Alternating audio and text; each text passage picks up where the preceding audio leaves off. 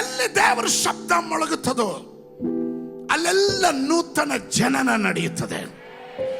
ಇವತ್ತು ಈ ತಿಂಗಳಲ್ಲಿ ನನ್ನ ದೇವರು ಹೇಳಿದನು, ನನ್ನ ಜನ ನನ್ನ ಸ್ವರ ಕೇಳಕ್ಕೆ ಆರಂಭಿಸಿದಾಗ ಅವರಿಗೆ ಗೊತ್ತಿಲ್ಲದೆ ಇರುವ ರೀತಿಯಲ್ಲಿ ನೂತನ ಜನನಗಳು ನಡೀಲಿಕ್ಕೆ ಹೋಗುತ್ತದೆ. Come on, somebody shout hallelujah, hallelujah.